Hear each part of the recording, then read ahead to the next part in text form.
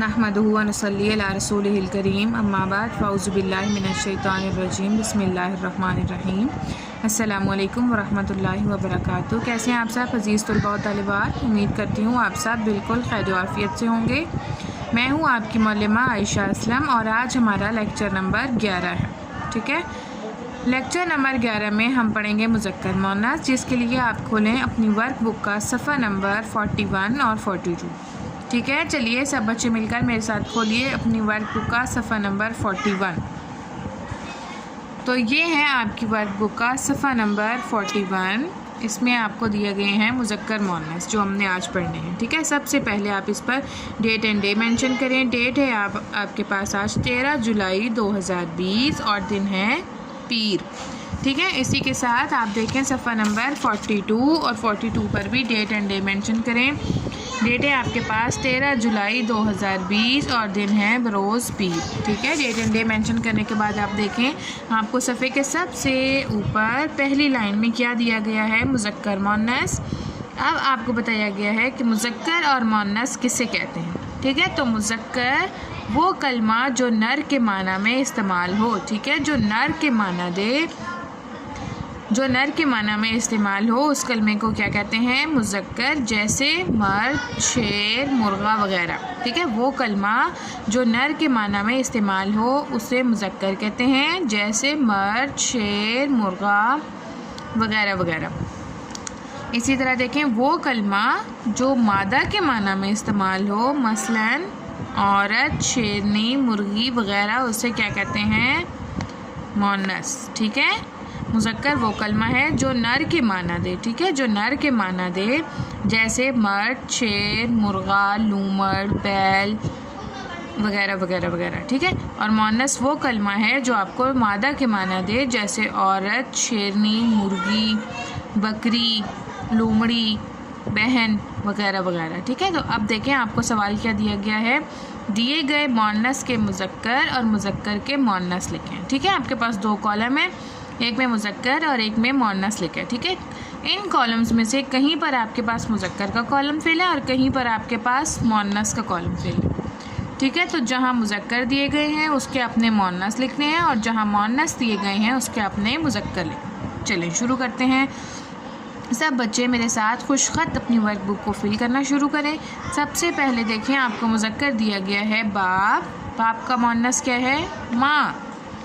दादा, दादी, ये दो दिए गए थे आपको मुज़क्कर। इसके बाद तीसरा आपको दिया गया है मुअन्नस। मुअन्नस क्या है, बहन। बहन का मुज़क्कर क्या है, भाई। आगे उस्ताद, उस्तानी, चचा, चची, बच्चा, बच्ची, मामू, मामी, ससुर, सास, बेटी, बेटा, नाई, नाइन, माली, मालन, बंदर, बंदरिया, चिड़ा, चिड़िया, मोर, मोरनी, चूहा, चूहिया, धोबी, धोबन, दर्जी, दर्जन, नौकर, नौकरानी, लूमड़, लोमड़ी, बिल्ला, बिल्ली, गधा, गधी, ऊंट, ऊंटनी। ठीक है, सब बच्चों ने फिल कर लिया मेरे साथ। ये थी आपकी वर्क बुक का सफ़ा नंबर 41 जिसमें हमने पढ़े मुज़क्कर मुअन्नस। इसी के साथ हमने वर्क बुक को फिल किया। जिस कॉलम में मुज़क्कर दिए गए थे उसके मुअन्नस और जिसमें मुअन्नस दिए गए थे उसके मुज़क्कर लिखे। ठीक है, चलिए अपनी वर्क बुक का पेज पलटें हैं और खोलें पेज नंबर 42। ये है आपके पास वर्क बुक का पेज नंबर 42। इस पर आपने डेट और डे पहले मेंशन कर लिया था। डेट है आपके पास 13 जुलाई 2020 और दिन है आपके पास पीर। तो देखें सबसे पहले आपको सवाल क्या दिया गया है, दर्ज झैल जुमलों में ख़त कशीदा मुज़क्कर के मुअन्नस मुज़क्कर लिखें। ठीक है, मुज़क्कर मुअन्नस के मुअन्नस मुज़क्कर लिखें। ठीक है, जहाँ आपको मुज़क्कर अंडरलाइन किया गया है उसका अपने मुअन्नस लिखना है और जहाँ आपको मुअन्नस अंडरलाइन किया गया है उसका अपने मुज़क्कर लिखना है। ख़त कशीदा का क्या मतलब है, अंडरलाइन, जिनके नीचे लाइन लगाई गई है, जिनके नीचे ख़त खींचा गया। ठीक है। सबसे पहला देखें, पहली आपके पास खाली जगह है, मेरा बेटा और डैश दोनों बीमार हैं। इसमें आपको अंडरलाइन करके दिया गया है बेटा। ठीक है, बेटा की मुअन्नस क्या है? बेटी। मेरा बेटा और बेटी दोनों बीमार हैं। आगे देखें नंबर 2, हलवाई और डैश ने मिलकर मिठाई बनाई। हलवाई मुज़क्कर है, इसका मुअन्नस आपने क्या लिखना है? हलवाइन।